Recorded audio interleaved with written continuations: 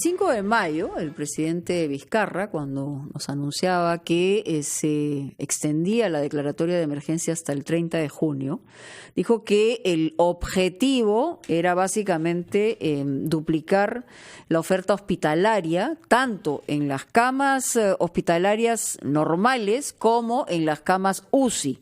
En las primeras, dijo que ya se contaba con 10.965 camas, y de las cuales en ese momento ya estaban ocupadas 8.097, y también dio un número respecto a las camas de unidad de cuidados intensivos, que es la cama que tiene el intensivista, que tiene el ventilador mecánico y todas las herramientas necesarias.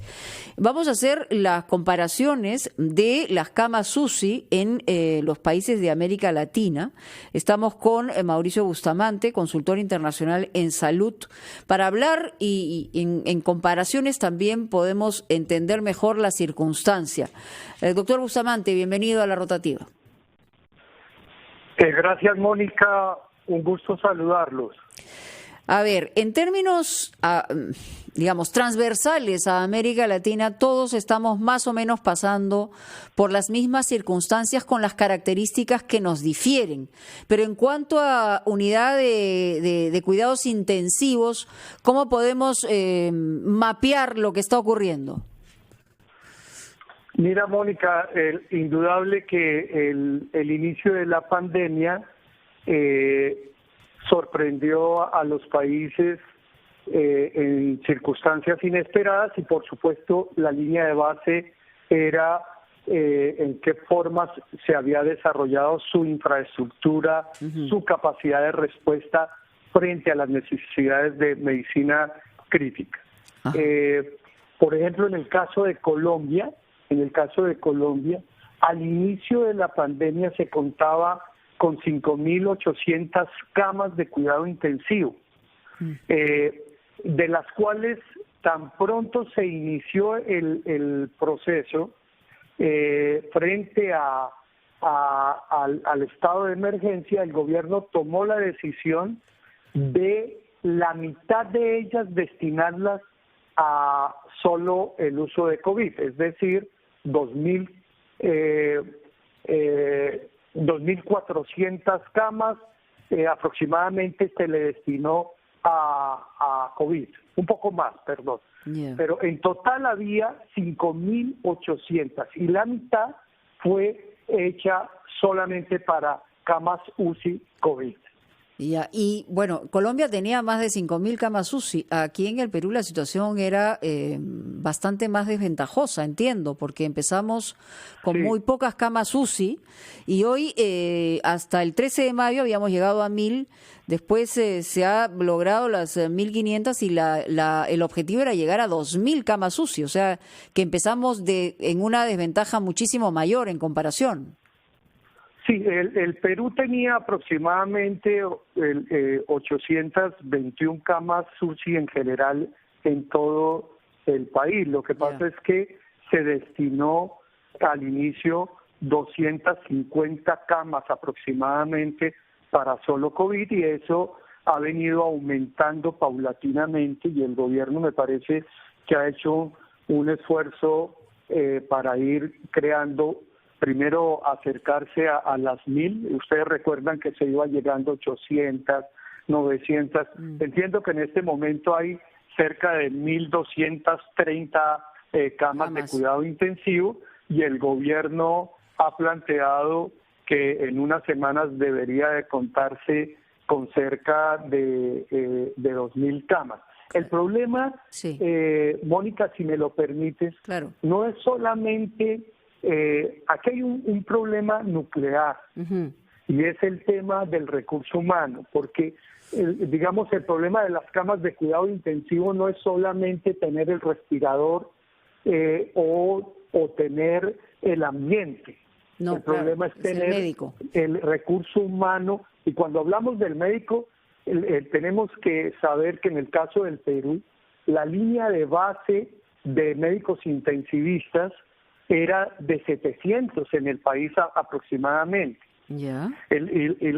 Recuerde usted que el tema de el trabajo en las unidades de cuidado intensivo no es solamente el médico intensivista. El médico intensivista lidera un grupo en el cual entran médicos no intensivistas, terapistas respiratorios, enfermeras intensivistas, enfermeras no intensivistas, es decir, incluso no recuerdo el número en este momento de la normativa del Ministerio de Salud, especialmente para la pandemia establece el grupo que debe de funcionar alrededor de una cama UCI, digamos liderado por un médico intensivista. Yeah.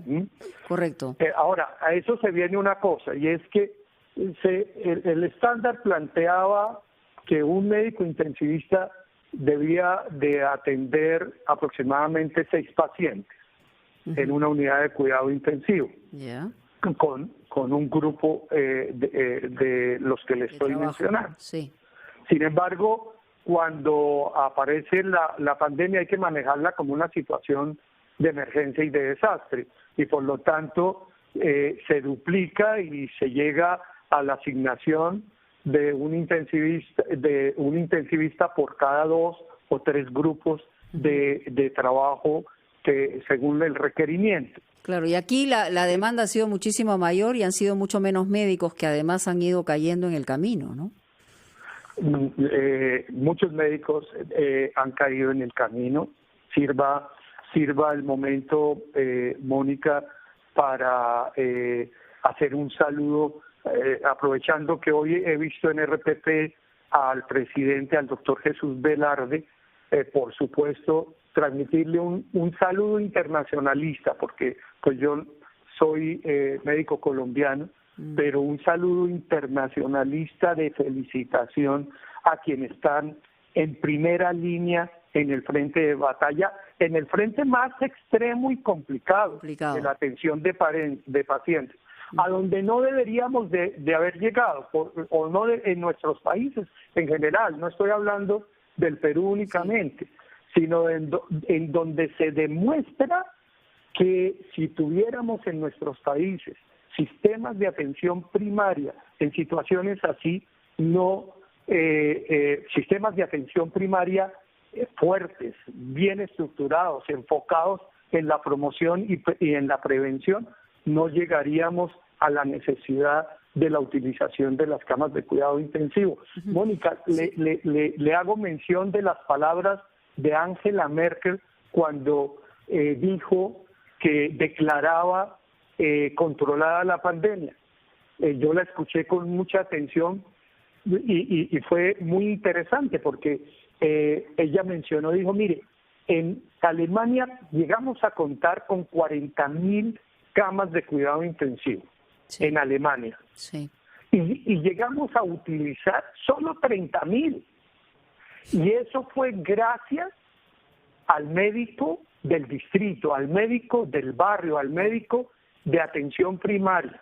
Es decir, ella dijo que el éxito del manejo de la pandemia, no para que no hubiera casos, sino para que hubiera una baja mortalidad, era precisamente en el sistema de atención primaria. Ciertamente ahí, no sé si es un error o cuestiones de prioridad, pero aquí se cerraron los centros de atención primaria inicialmente y se enfocaron en el tema hospitalario, y después, digamos, se ha reconocido que se tiene que dar el pleno respaldo al centro primario de atención, que es donde se puede aguantar, digamos, no solamente el contagio, sino detener en un momento inicial el tema del contagio, ¿no?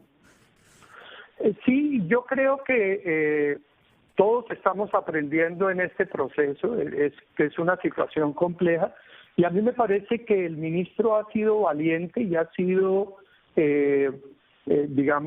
ha repasado esa situación y han hecho un relanzamiento del primer nivel de atención.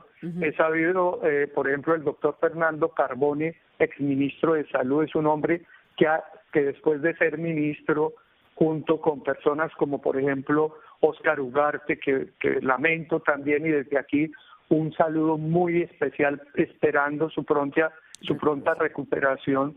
Son personas que han tenido responsabilidades de altísimo nivel y no se han quedado, lo mismo Pilar Macetti, y han seguido en la cancha. Sino se han bajado a la cancha, han bajado al territorio. Eso me parece que requiere un reconocimiento, porque generalmente un exfuncionario se queda como yo, siendo un consultor internacional, ¿no?